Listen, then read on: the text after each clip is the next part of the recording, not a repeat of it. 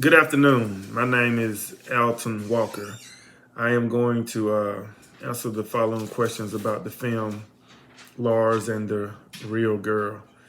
The first question is your personal react. What is my personal reaction to the film, and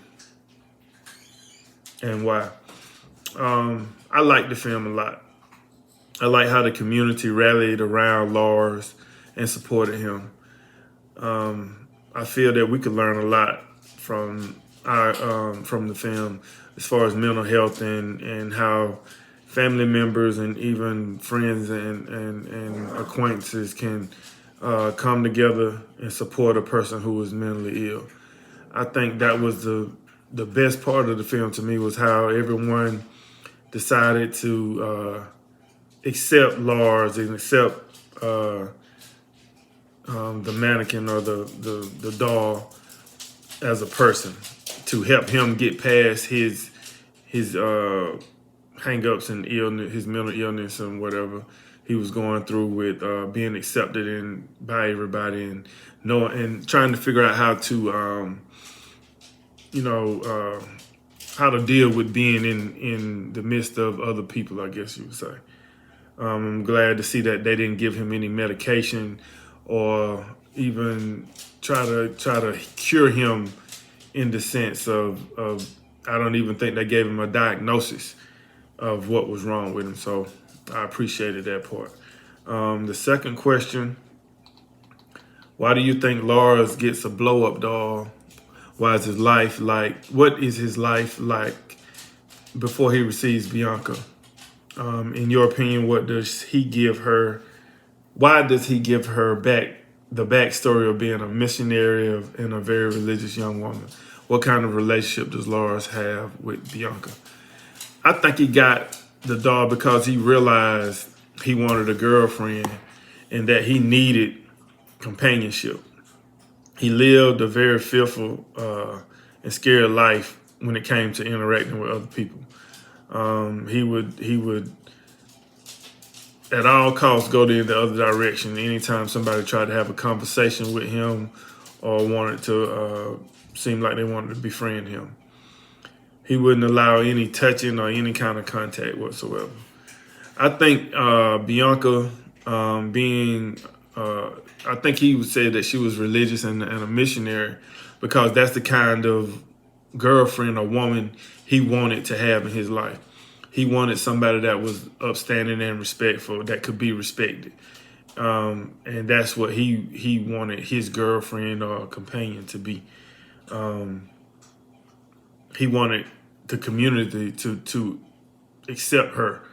So those titles, missionary and being religious or whatever, those are respectable titles that people carry that, helps other people accept them because many of us are all in some form of fashion religious and we all respect missionary work. Most of us respect people who do kind missionary work, being kind to the less fortunate and stuff like that and helping out. I feel that his relationship with Bianca was very unrealistic because she was just not real. She was a mannequin or a doll, rather, a sex doll. And but it was the ideal relationship for him because he truly wanted a girlfriend. He truly wanted companionship, but he didn't know how to go about talking to a woman or befriending a woman to be a friend or whatever. So he was able to use the doll as practice, in my opinion. The third question, how does Gus evolve throughout the film? Gus becomes more aware of what his brother needs or needed.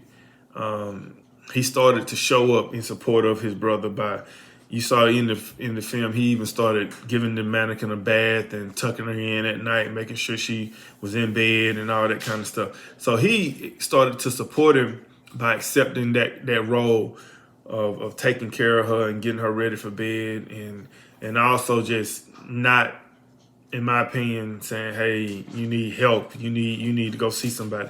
he fell into place and became part of the community as well, with helping to get Bianca, establish her identity, in my opinion. His love for his brother is what caused him to treat Bianca as if she was a real person. So, question 4. What do you think about the way the community embraces Bianca? Is Lars okay with their reaction? And explain. The community showed up in a great way. The community accepted her, and this encouraged Lars to go through what he was dealing with, like interacting with other people. Lars was okay at first, but I think he became a little jealous of how the people in the community began to treat Bianca. He started seeing that many of them started to care for her, but in actuality, they was caring for him, showing him that we've chosen to make her a real person like we are because of you.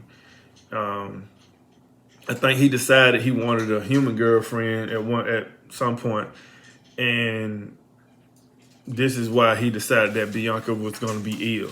All of a sudden, he says, "Hey, she's sick to the point of dying." So I think he decided then that he wanted a real companion, a real person. So the 5th question. Dagmar decides to play along with Lars' delusion. What do you think she does? Why do you think she does? Knowing what we have read in Skull's chapter Madness Cast Out, do you find it likely that a psychiatrist would also choose to play along? What could you expect that psychiatrist to do, and explain? She recognized that this would be a big part of Lars' healing through what he was going through. I feel that she knew Lars was dealing with a lot of internal struggles and was trying to cope with what he was dealing with.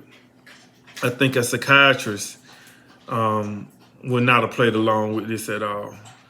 I think that a psychiatrist would have found a diagnosis, probably prescribed some medication, probably had him admitted to a hospital for observation and evaluation, and those types of things. I don't think a psychiatrist would have played along at all. On a side note, I guess I would say it would be, I think, if people could do more like this, but I know it's maybe a far stretch, but if people could, and psychiatrists as well, could allow these people to, some people, not all, but some, to get it out and let it play out. You know what I mean? Sometimes I think that would be a good thing to do, but that's just my opinion. Anyway, the last question, to ask 2 questions of my classmates or whatever. My first question is, my first question is, if a family member did this, how would you handle it? Would you be like Lars's brother and sister-in-law in the community, or would you rather try to, seek somebody to give them some help? The second question, do you think this movie can change the way people think about mental illnesses? Do you feel like after watching this movie, that people will be moved to change how they feel and how they process mental illness? Thank you. I hope you enjoyed the video. Look forward to hearing from you.